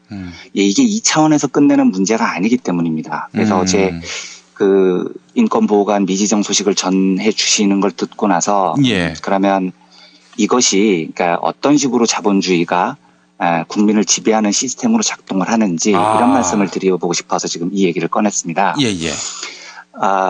제가 좀 엉뚱한 이야기를 하나 드리면은요. 감옥이라는 곳이 있지 않습니까? 감옥. 근데 한번 이제 상상을 들으시면서 한번 해보셨으면 좋겠습니다. 이게 수많은 죄수들을 격리를 해서 감시를 하는 게 감옥의 임무인데 감옥을 어떤 모양으로 만들면 죄수들을 가장 효율적이고 돈도 덜 들이고 감시를 할 수 있을까? 이게 이제 제가 툭 하고 던지는 엉뚱한 질문이 아니고요. 세계적인 공리주의 철학자 제레미 벤덤이 고안을 하고 미셸 푸코라는 프랑스 철학자가 아주 혹독하게 파헤친 시스템입니다. 이제 벤덤이라는 사람이 고안한 감옥 시스템을 좀 어려운 말입니다만은 페놉티콘이라고 부르는데요. 이게 어떤 모양이냐면요. 이걸 그림으로 보여드리면 제일 간단한데 말로 뭐 설명이 잘 될지 모르겠습니다만. 우선 건물을 원형으로 짓습니다. 동그랗게요. 그리고 그 감옥을 그 원형 건물 안에 촘촘하게 배치를 합니다. 그리고 감옥 문을 다 투명하게 만듭니다. 밖에서 안이 훤히 들여다 보이게요. 그리고 원형 건물 중앙에 감시탑을 딱 하나만 세우는 겁니다. 그런데 그 감시탑 안에 조명은 어두컴컴하게 해서 밖에서는 그 감시탑 안에서 누가 있는지 뭘 하는지 안 보이게 하는 거죠. 이게 지금 모양이 상상이 되시는지는 모르겠습니다만 이렇게 하면 어떤 효과가 있냐면 이게 원형이니까요. 죄수들이 다 그렇게 생각을 하는 겁니다. 저기서 나를 감시하고 있구나. 내가 뭘 하든지 저 감시탑 위에서는 다 보이겠구나. 이렇게 생각을 합니다. 근데 실제로 그 감시탑 안에서는 무슨 일이 벌어지는지 모르죠. 교도관이 뭐 거기서 고스톱을 치고 있을 수도 있는 건데요. 그래도 모르는 겁니다. 심지어는 교도관이 없을 수도 있어요. 그 안에는. 하지만 그 원형탑 안에 아무도 없어도 똑같은 감시 효과를 낸다는 겁니다. 저기서 날 보고 있어. 이렇게 착각을 하게 된다는 거죠. 그래서 이 시스템의 핵심이 누군가 날 보고 있어라는 공포를 조성을 한다는 겁니다. 이 설계도를 그린 벤덤은 어떻게 설명을 하냐면요. 감시 권력이 자신을 드러내지는 않지만 수용자가 항상 감시당하고 있는 상태, 즉 감시자의 존재가 드러나지 않지만 끊임없이 감시되는 상태가 바로 페놉티콘의 핵심 개념이다. 이렇게 설명을 합니다. 근데 실제 이게 무서운 게 뭐냐면요. 이 페놉티콘 개념을 고안한 제레미 벤덤이 실제로 이 페놉티콘 설계도를 그리는데 왜 만들었는지가 중요한 겁니다. 벤덤이 이 개념을 고안한 게 1788년이거든요. 산업혁명이 꽃을 피웠을 때입니다. 그런데 벤덤이 이걸 러시아에서 이 최초 구상을 완성했다는데요. 이유가 뭐냐면 이게 처음부터 죄수를 감시하는 감옥을 만들려고 한 게 아니었고요.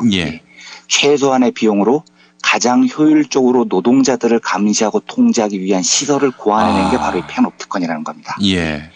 노동자들을 통제하는 자본의 지배 시스템을 머릿속에 그려넣은 거죠.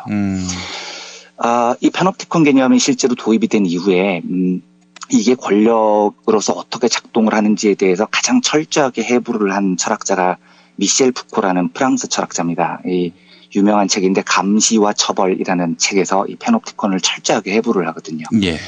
근데 푸코는 어떻게 설명을 하냐면 현대 자본주의의 권력 시스템을 가장 잘 설명하는 체계가 바로 이 페놉티콘이다. 이렇게 얘기를 합니다. 그리고 중세에는 범죄자를 처벌할 때 어떻게 했느냐. 아주 잔인한 방식으로 처벌을 합니다. 이게 이제 그 푸코의 이야기인데요. 예를 들면 불에 태우거나 목을 베거나 이래야 권력자가 공포를 통해서 권위를 가진다는 거죠. 그래야 민중들이 이제 권력자들을 두려워한다는 겁니다.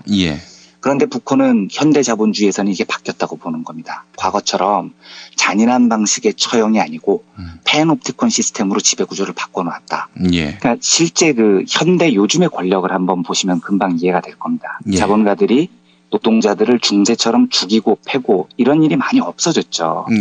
뭐 물론 뭐 한국에서는 이제 정일선 뭐 이해욱 이런 미친 놈들이 존재하긴 하는데 이건 이제 얘들이 조금 예외적인 또라이들인 거고요. 그러니까 현대 자본주의의 권력이 중세만큼 폭력적이지 않은데도 그 권위를 더 강하게 유지하는 이유가 뭐냐. 이걸 푸코는 바로 페놉티콘 때문이라고 보는 겁니다. 그러니까 예전처럼 두들겨 패지 않아도 억압하지 않아도 사람들이 늘 감시받고 있다는 이유만으로 오히려 더 강한 권력이 저들에게 쥐어지는 거죠. 그래서 푸코는 이걸 뭐라고 표현을 하냐면요.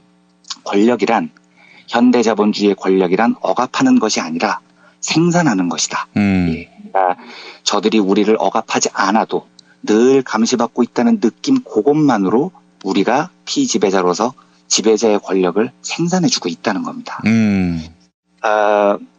테러방지법이요. 그러니까 늘 감시받는다는 느낌을 갖게 되는 거죠. 이게 결국은 박근혜 정부가 온 국민들을 거대한 페놉티콘이라는 감옥에 수용을 하는 겁니다. 그러니까 이 감시받는다는 느낌만으로도 지배자의 권력이 재생산이 되고요. 그래서 저는 이걸 꼭 막았어야 됐다고 생각을 합니다. 그러니까 제가 정치는 잘 몰라서 회기가 어떻고 뭐 정치적 협상이 어떻고 해서 이 필리버스터가 중단이 됐고 테러방지법이 정치적 협상으로 통과가 됐는데 저는 당시 협상을 주장했던 야당 일각의 그 분들에게 그렇게 그 당시에 얘기를 해주고 싶었습니다. 당신들이 지금 뭘 통과시킨 건지 알기는 하냐. 감시를 통한 새로운 국가 지배 시스템을 통과시킨 거다. 그 말을 저는 꼭 해주고 싶었어요. 오늘 좀 이렇게 어려운 이야기를 드려서 들으시는데 어떠셨는지 모르겠습니다만 그 현대 철학으로 넘어오면은요. 예. 이 패놉티콘 문제를 어떻게 해소해야 하느냐의 대안으로 여러 가지 제시가 되는데 그 중에 하나가 역패놉티콘이라는 게 있습니다. 이게 뭐냐면 패놉티콘이 소수의 지배자가 저 위에서 다수의 민중들을 늘 감시하는 방식으로 지배를 한다면 예. 역패놉티콘이라는 건 반대로 하자는 겁니다. 다수의 민중들이 거꾸로 소수의 지배자들을 감시함으로써 패놉티콘 효과를 상쇄하자 이런 겁니다. 예. 그러니까 이게 어떤 거냐면은요. 가장 쉬운 예를 들면 2008년에 그 광우병 때문에 촛불 집회가 있었을 때요. 수많은 민중들이 그 도심에 나와서 휴대폰 카메라를 들고 경찰들이 과잉 진압하는 장면을 계속해서 찍습니다. 예. 민중이 권력자들을 감시하는 거죠. 예. 제대로 하나하나. 걔네들이 폭력을 사용하나 안 하나. 예. 이러면 권력이 개판이 되는 걸 막을 수 있다는 겁니다. 그리고 여기에서 가장 중요한 것이 바로 언론, 시민운동 이 두 가지를 꼽습니다. 예. 이제 지금 이 나라가 거대한 패놉티콘이 돼버린 지 뭐 40여일이 지난 거죠. 테러 방지법 통과로 더더욱 그렇게 됐는데요. 그렇다면 우리 민중들은 반대로 이걸 해소하려고 노력을 해야 됩니다. 예. 다수가 권력을 감시하는 역할, 역패놉티콘의 의무가 우리들한테 있다는 겁니다. 예. 정말로 눈을 부릅뜨고 살아야 하는 시대가 된 거고요. 예.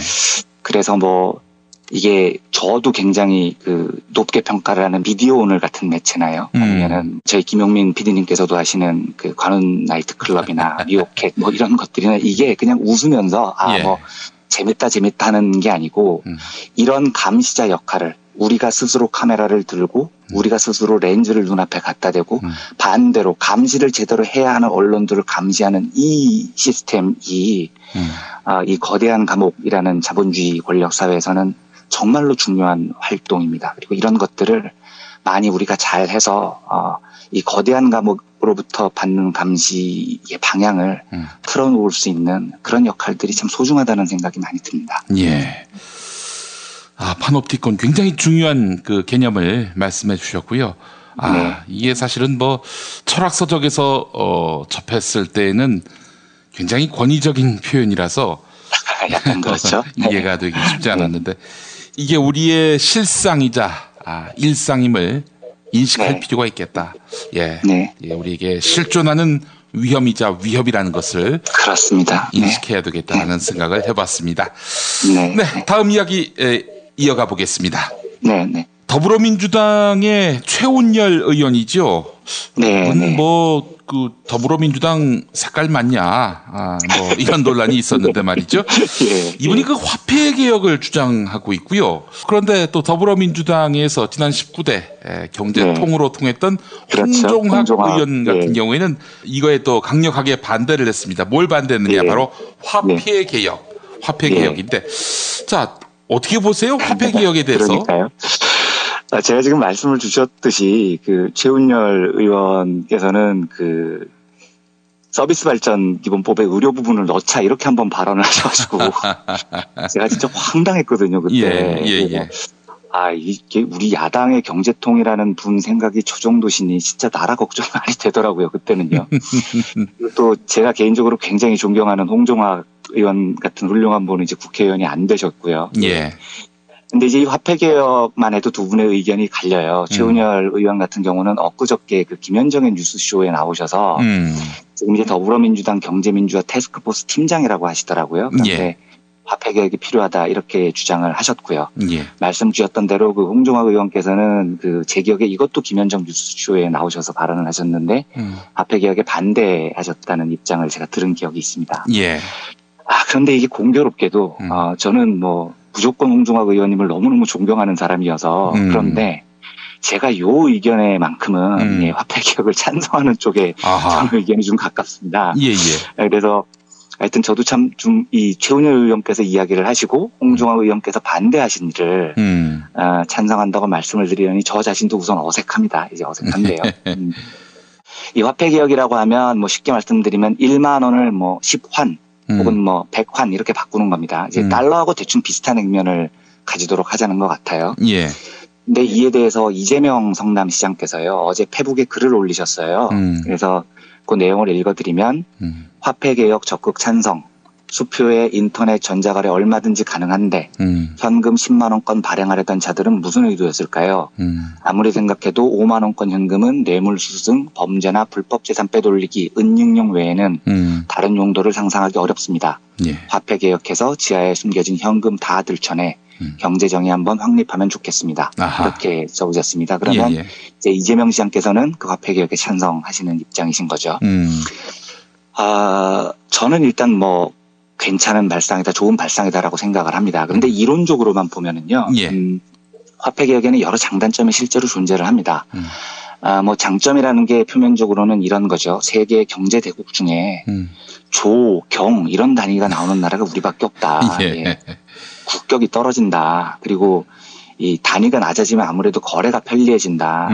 그리고 생각을 해봐라. 4경 5천조 이러면 동그라미 재다가 시간 다 보낸다. 예. 비효율적이라는 거죠. 예.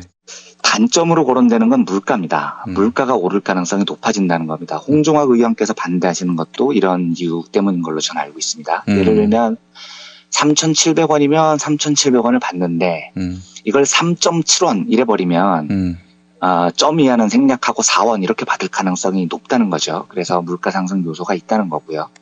물론 이제 저는 이게 그렇게 큰 문제일 거라고는 생각을 하지 않습니다. 왜냐하면 이미 우리 집 커피숍 같은 데 가보면 이미 3.5 이렇게 표시를 많이 하거든요. 예. 그래서 이게 뭐 3.7이 귀찮아서 4가 될 것이다.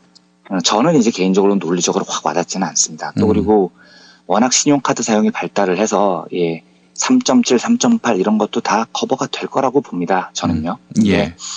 실제로 그 이탈리아가 유로화를 도입할 때 이게 그 화폐 단위가 굉장히 많이 바뀌었거든요. 그래서 그때 이탈리아 경우를 연구를 해보면 아주 뭐 본질적인 물가 상승이라기보다요. 약간의 생활 물가 상승이 나타났는데 이것도 곧 진정이 된 전례도 있습니다. 근데 뭐 아무튼 이런 장단점이 있다고 치고요. 여러 이론이 있습니다만 제가 이 화폐 개혁에 찬성하는 이유는 딱 하나입니다. 이재명 시장께서 말씀하셨던 지하경제 때문입니다. 예. 제가 한번 이 5만 원권이 시중에서 엄청나게 사라지고 있는 그 화폐 퇴장 현상에 대해서 한번 말씀을 드린 적이 있는데요. 예. 이게 지금 이 나라의 지하경제 규모가 얼마나 큰지에 대한 명백한 증거입니다. 과세당국 추적을 피한 명분이 없는 돈이 너무 많다는 겁니다. 예. 이것도 제가 한번 소개를 해드린 소식이긴 한데 2013년에요. 그 오스트리아의 프리드리히 슈나이더 교수가 발표한 자료가 있는데요. 예. 한국의 지하경제 규모가 약 300조 원이라는 겁니다. 이게 국내 총생산 대비 24.7%입니다. 아이고 세상에. 이게 그리고 OECD 평균 18.3%보다 무려 6.4%포인트나 높고요. 주요 선진국하고 비교를 해보면 사태가 정말 심각합니다. 미국은 지하경제 규모가 GDP의 9.1%, 일본은 11.0%, 영국은 12.0%, 프랑스 14.6%, 독일 15.1%. 예. OECD 국가 중에 한국보다 지하경제 규모가 큰 나라는 멕시코, 그리스, 이탈리아 세 나라뿐입니다. 예. 그러니까 이걸 어떻게 해서든지 해소를 해야 됩니다. 화폐개혁으로 지하경제에 숨은 돈을 강제로 꺼내서 출처를 밝히게 하는 방법밖에 저는 없다고 보여집니다. 아하. 이게 아니면 지금 같은 저금리에 지하경제 주체들이 저 돈을 출처를 밝히는 위험을 감수하고 은행이나 공개된 금융공간으로 꺼내놓을 가능성이 너무 낮아요. 그래서 필요하다는 겁니다. 지금 5만 원권만 해도요. 이 5만 원권이 시중에 풀린 돈이 한 60조 원 정도 됩니다. 그런데 환수율이 40% 수준이라는 거니까 38조 원가량이 지금 어디론가 증발을 해버린 겁니다. 근데 이 돈이 어디에 있을지 너무 뻔한 거거든요. 예. 최은열 의원이 방송에서 이렇게 말씀을 하시던데요. 그 강남의 어느 성형외과 원장님 집을 몇 년 전에 서울구세청에서 수사를 하러 갔는데 예. 그 집에서 5만 원권이 80억 정도가 나왔다 이렇게 말씀을 하시더라고요. 예. 이거 외에 사라진 5만 원권 38조 원을 설명을 할 방법이 없는 겁니다. 실제로요.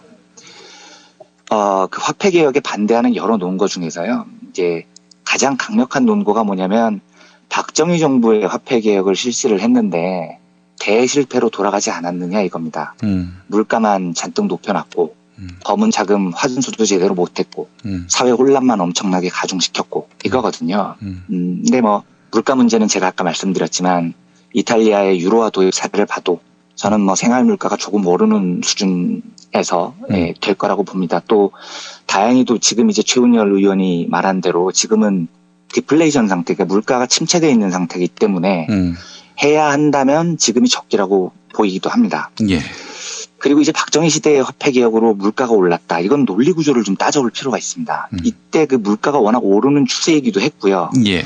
박정희가 이걸 하면서 뭘 동시에 했냐면 예금 동결 조치라는 걸 발표를 합니다. 그러니까 은행에서 돈을 마음대로 못 빼가게 한 거예요. 예. 이러니까 당연히 시중에 풀리는 화폐 신용 규모가 작아지니까 물가가 오르죠. 그러니까 저는 개인적으로 박정희 화폐 개혁이 물가를 올렸다. 이 단순한 로직보다는요. 예금 동결 조치가 훨씬 더 저는 물가 폭등에 영향을 미쳤다고 보는 쪽이고요. 예.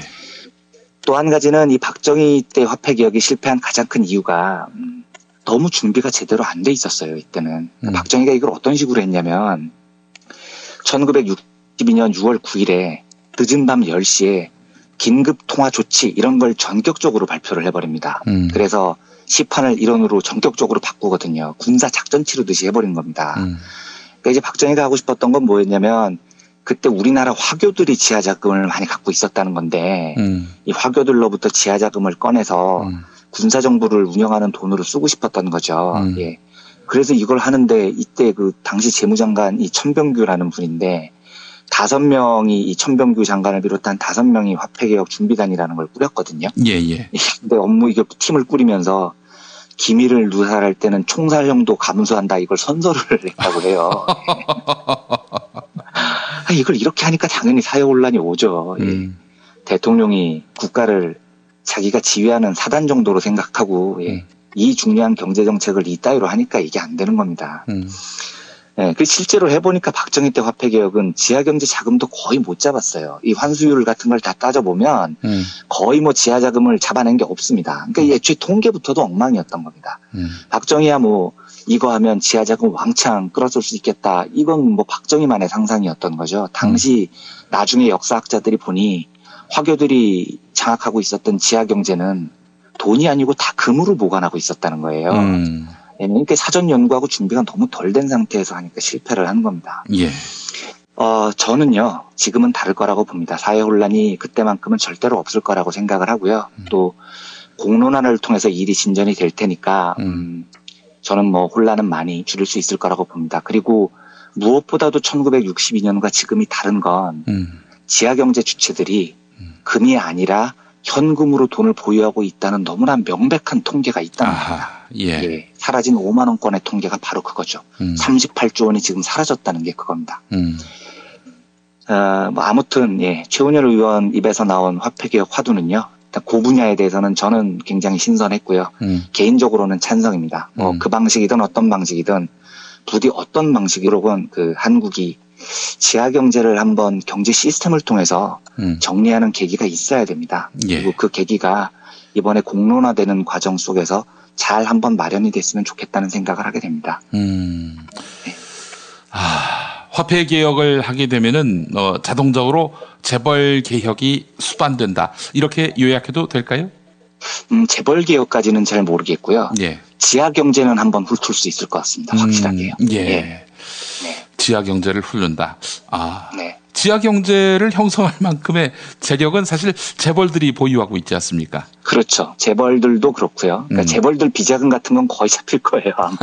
그리고 돈 많은 사람들, 재벌들 말고요. 그리고 의사들이나 이런 사람들, 또 과세를 피하는 여러 자금들이 어쨌든 그 돈을 한번 꺼내서 은행에 넣는다면 과세 당국은 출처를 물어볼 수 있거든요. 그렇죠. 이 돈 출처가 도대체 뭐냐. 그러니까 이번에 뭐 롯데에서 비자금 규모가 얼마가 나올지는 모르겠지만 어쨌든 재벌들도 어딘가에 짱 박아놨던 돈을 한 번은 돈을 바꿔야 될 테니까요. 출처를 물을 수 있는 좋은 계기가 저는 될 수 있다고 생각합니다. 이렇게 지하 경제를 활성화한다고 그랬었죠. 박근혜 대통령이 양성화한다는 표현을 잘못 써가지고 활성화를 했는데 그러면 이제 조선일보를 비롯한 돈 가진 사람들을 대변하는 신문들이 어떤 입장을 표명하느냐. 화폐 개혁이 본격적인 사회적 화두가 되면은 아마 그 사람들의 속내가 표면화되지 않겠습니까? 예, 저는 백발백중 반대할 거라고 봅니다. 백발백중 반대할 거라고. 어떤 논리로 반대할까요, 그때는? 글쎄요, 이제 가장 강력한 논리는 역시 물가 인상이고요. 물가 인상 때문에 이제 뭐 서민들의 생활이 안 좋아진다 이건데요. 예. 아주 작은 폭의 생활 물가 상승이 있다고 하더라도 슈나이더 교수가 분석을 했던 300조 원의 지하 경제, 당장 사라진 5만 원권 38조 원을 환수하는 이익이 저는 훨씬 더 크다고 보는 쪽입니다. 예, 알겠습니다. 뭐든지 투명해야죠. 예. 네, 이완배 기자님 말씀 잘 들었습니다. 네, 감사합니다. 예. 여러분 안녕하세요. 민중의 소리 아나운서 정혜림입니다. 이 어묵한 여왕님 치아에서 다들 잘 견디고 계시죠? 오늘도 종편의 주옥 같은 헛소리에 혼이 정상인 듯 정상 아닌 비정상 같은 여왕님의 우주 타령에 고구마 100개쯤 한꺼번에 삼킨 듯 답답한 마음에 죄 없는 가슴팍만 두들겨대고 계세요. 이젠 시원한 사이다 같은 민중의 소리와 함께하세요. 잘 키운 진보 언론 열종편 안 부럽습니다. 한 달 10,000원 소액 CMS 후원으로 민중의 소리에 큰 힘이 되어주세요. 1661-0451 1661-0451 전화 기다릴게요.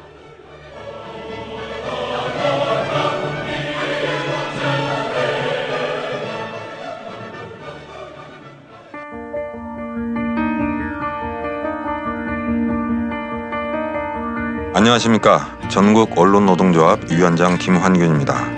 공정 언론을 세우려는 이건 언론 노동자들의 꿈만이 아니라 우리 모든 국민 시민들의 꿈이기도 합니다. 공정 언론을 주장하다가 많은 언론인들이 해직되고 아직 현장으로 돌아가지 못한 상태입니다. 저희는 언론이 바로 서야 민주주의도 바로 선다는 믿음을 가진 우리나라의 모든 시민 여러분들을 모시고 공정언론 바로 세우기 콘서트를 하려고 합니다. 제목은 공정언론 다시 시작입니다. 6월 24일 금요일입니다. 저녁 7시 반 광화문 광장에서 공정언론을 희망하는 모든 분들이 참여하실 수 있습니다. 무료로 입장하셔서 공정언론에 대한 꿈을 다시 한번 확인하고 소중하게 지켜갔으면 좋겠습니다. 꼭 오십시오.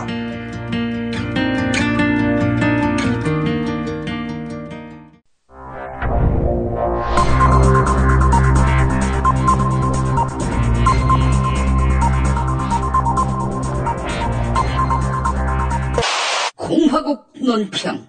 새로운 걸 좋아해서 새누리당이라고 이름을 붙인 박근혜 동지께서는 새로울 게 전혀 없어도 김해 신공항이라고 이름을 붙였건만 여기에 대해 말장난하지 말라고 오만방자하게 떠들어대는 일부 대구 나부랭이들에 대한 강도 높은 국가적 중대 조치를 취하실 계획을 표명하시고 구체적인 공격 방침을 제시하시었다. 경애하는 박근혜 동지의 단호한 결심은 신공항 하도 노래를 불러대는 자들이 많아 결국 만들어준다고 했음에도 김해 신공항은 신공항이 아니라는 의미하며 투정하고 있는 데 대한 격한 분노의 표시다. 박근혜 동지는 생각 같아서는 대구에서 지금 웃고 있는 친노를 겨냥해 지금 김해공항에는 손도 안 대고 노무현의 생가인 김해봉화마을을 부엉이 바위고 뭐구간에 다 갈아엎어서 거기다가 진짜 김해 신공항을 만들고 싶지만 최대한 참고 있는 상태다. 따라서 묵묵히 잠자코 기다릴 일이지 뭐 어떻게든 결정을 엎어보려고 잔꾀를 쓴다면 박동지에 대한 체질적인 거부감과 적개심을 노골적으로 드러내는 것으로서 추호도 용납할 수 없는 포화무도한 도발 행위에 다름 아니라. 어차피 김해 신공항 착공하고 건설하고 완공하기까지는 10년 넘게 걸릴 일이라서 설령 추진한다 해도 다다음 대통령 때나 테이프 커팅을 하게 될 텐데 그런 상황에서 박근혜 동지를 탓하는 것은 어불성설이다. 또 다음 대선 때 또 영남권 신공항 공약이 나오게 될 것이 뻔한데 그래서 공무원들도 정권 바뀌면 김해 신공항은 없었던 일이 될 거라며 세워라 내워라 할 텐데 어차피 하지도 않을 김해 신공항을 두고 왜 박동지를 비난하고 모독한단 말인가? 이는 쓰레기, 악재, 반동, 양아치, 쓰다버린 콘돔, 먹다버린 생선표, 꽉 찬 음식물 쓰레기통, 찢어진 스타킹, 끈 떨어진 샌들, 미딱다가 똥꼬에 낀 휴지, 종이컵에 담긴 커피에 수정된 담배꽁초, 변기에 들어가려다가 막힌 라면 찌꺼기, 머리를 감는 중에 샴푸로 알고 썼는데 알고 보니 트리오, 사탕인 줄 알고 입에 넣었는데 나프탈렌, 학교에서 수업 중 동영상 프레젠테이션을 하는 와중에 잘못 재생된 어젯밤 다운받은 야동, 소개팅 중에 먹은 고추가 캡사이신 만땅의 땡초, 보리차인 줄 알고 마신 애오줌, 야 뚱보 이부장 그 새끼 졸라 재수다라는 메시지를 친구한테 보내지 않고 뚱보 이부장 그 사람한테 보낸 카톡, 시험 종료 1분 남기고 발견한 3번부터 33번까지 밀려 쓴 OMR 답안지, 남몰래 귀려던 방귀에서 나온 것이 기체가 아니라 액체, 물놀이 갔는데 알고 보니 4대강, 더워서 에어컨 초강풍을 켰는데 갈수록 더워져서 살펴보니 난방 모드, 입사 면접 직전 화장실에서 대변 보고 앉은 자리에서 물을 내렸는데 변기가 역류해서 홀딱 다 젖은 양복바지, 휘발유에 만땅 채운 경유, 된장찌개 고기인 줄 알고 씹은 것이 된장 덩어리와 같은 극악무도한 반란의 다름 아니다. 이 같은 박동지를 참을 수 없이 모독하고 우롱하고 천추의 한이 될 망동을 자행함에 있어서 처절한 대가가 너를 기다리고 있을 것이다. 대구매일신문 백지화를 비판하면서 백지신문을 냈는데 왜 대구은행 백지화를 기념해서 너희는 왜 백지수표를 발행하지 않는가? 백지장도 받들면 낫다고 하지 않았던가? 박근혜 동지 시대에 TK 출신은 사돈의 팔촌까지도 한자리 해주고 예산 폭탄을 핵폭탄급으로 쏟아부었음에도 불구하고 박동지를 계속 모략 비방 폄하한다면 대구 나부랭이들 치솟는 분노와 경천동지할 탄압의 불벼락을 받게 될 것이다.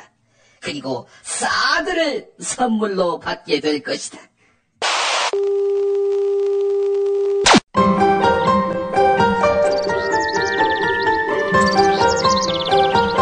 오늘의 날씨. 오늘은 장마전선이 남쪽으로 내려오면서 전국이 구름 많고 무덥겠습니다. 낮 기온은 서울, 대전 31도, 광주, 대구 30도로 중부지방은 오늘과 비슷하고 남부지방은 오늘보다 4 내지 5도 높겠습니다. 장마전선은 금요일인 모레 다시 북상해서 전국에 비를 뿌릴 전망입니다. 송기호 변호사의 페이스북 글을 소개하면서 마무리하려고 합니다. 조선일보의 유치원 초등학생 어린이 200명을 대상으로 한 총기류 체험 행사가 사진으로 실렸습니다. 행정기관인 국군 화생방 방호사령부가 서초구청 광장에서 했다는 것과 그 사진이 떳떳하게 신문에 실린 것을 보고 놀랐습니다. 사진 속의 총기류가 무엇이었는지와 참가한 유치원, 초등학교 이름, 정보 공개 청구를 했습니다. 세계인권선언은 전쟁을 위한 선전을 금지하고 있습니다. UN 아동협약은 평화를 아동교육의 목표로 규정합니다. 아동이 자신의 견해를 자유스럽게 표시할 권리와 양심의 자유를 보장합니다. 도대체 무엇을 위해 어린 아이들이 총기 체험을 해야 합니까? 네, 이런 질문을 던졌습니다. 송기호 변호사가 말이죠. 뉴스 매거진 마치겠습니다.